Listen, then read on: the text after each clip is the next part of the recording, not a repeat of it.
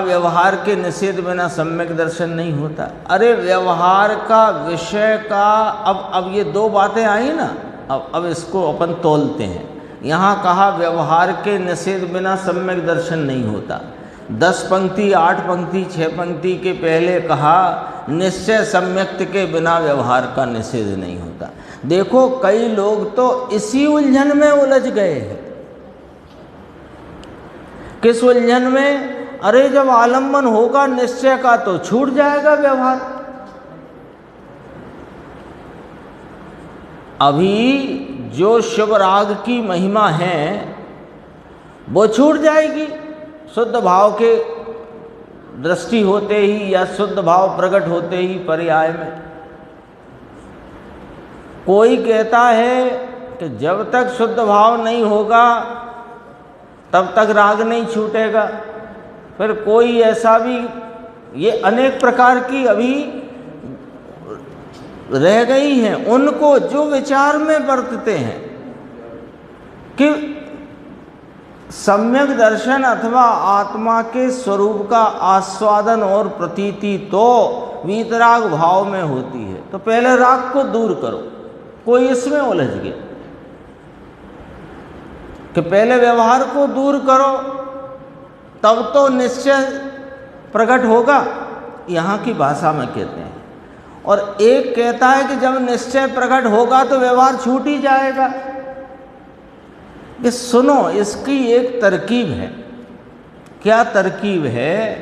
कि जो विकल्पात्मक ज्ञान की निर्णयात्मक भूमिका है, कौन सी? विकल्पात्मक ज्ञान रूप निर्णयात्मक जो भूमिका है, उस भूमिका में व्यवहार नय का समस्त विषय, व्यवहार नय का सारा विषय, चाहे वो एक समय की निर्मल पर्याय भी क्यों ना हो, वो सारा विषय अत्यंत गौण हो जाना चाहिए, अत्यंत हेय हो जाना चाहिए। मानो कि इस शुद्धात्मा के आगे उसकी कोई कीमत ही नहीं है। अभी राग वाग गया नहीं है, वहीं खड़ा है। लेकिन विकल्पात्मक ज्ञान में, निर्णयात्मक भूमिका में, वो जो राग या जो व्यवहार नय के विषय रूप जितने विषय हैं, चाहे वो एक समय की निर्मल अवस्था रूप सम्यक दर्शन का परिणाम भी क्यों ना हो, वह भी इस शुद्धात्मा के आगे तो अत्यंत गौण और हेय हो जाना चाहिए। फिर ये अभी विकल्पात्मक है।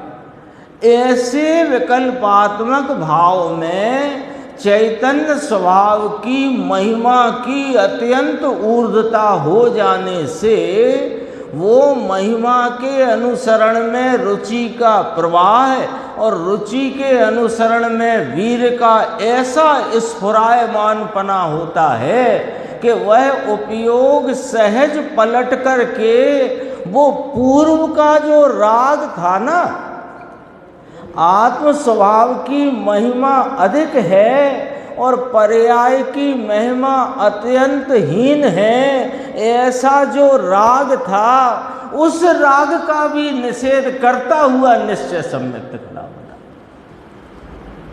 यह है इन दोनों पंक्तियों का अर्थ। पहले व्यवहार का निषेध जब तक निर्णयात्मक भूमिका में नहीं है। देखो, राग मिटाना है, राग हटाना है, ये तो राग के प्रति का ही लक्ष्य है। लेकिन राग कितना भी सूक्ष्म से सूक्ष्म हो, अपन ने तो व्यवहार नय के सारे विषय यानी निर्मल पर्याय, सम्यक दर्शन की पर्याय, जो इस स्वरूप आलंबन से प्रकट होने वाली है, वो पर्याय की भी अत्यंत हीनता लगनी चाहिए इस चैतन्य ध्रुव स्वभाव के सामने। इसका नाम है व्यवहार का निषेध करके निश्चय का बल प्रकट करना। देख लो अब यहाँ, अरागी निश्चय स्वभाव का बल कब तक नहीं आता कि जब तक व्यवहार का निषेध नहीं होता। और जब ये बल कार्य करता है तो स्वरूप का आलम्बन लेते हुए उपयोग में अपने चैतन्य स्वभाव की आस्वादन रूप परिणति और प्रतीति होने से सारा व्यवहार निषेध को प्राप्त होता है। अब वहाँ राग नाम का भाव उस परिणति में नहीं।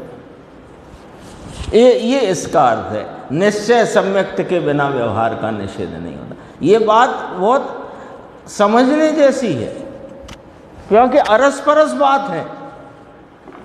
अरस परस होने पर भी दोनों बातों में फर्क है। इसमें तो उलझन हो गई कि व्यवहार के निषेध बिना निश्चय सम्यक्त नहीं होता, उसका बल कार्य नहीं करता, और निश्चय सम्यक्त के बिना व्यवहार का निषेध नहीं होता। अब तो ये तो उलझन फंस गई। तो क्या करना? ये करना जो अभी चर्चा में अपन ने विचार किया। पहले विकल्पात्मक ज्ञान में, निर्णयात्मक भूमिका में व्यवहार के समस्त विषय को अत्यंत गौण करना और अपने शुद्धात्मा की महिमा के आगे वह अत्यंत हीना लगना चाहिए। जब इस स्वभाव की महिमा तो, और वीर का, अपन ने कहा ना, कोई वीर के बल को पलटने का स्टीयरिंग नहीं लगाए कि घुमा दिया। वो तो महिमा जिसकी रुचि उसकी, जिसकी रुचि वीर का बल उधर काम करता है। ये वीर के परिणमन का न्याय है, नियम है।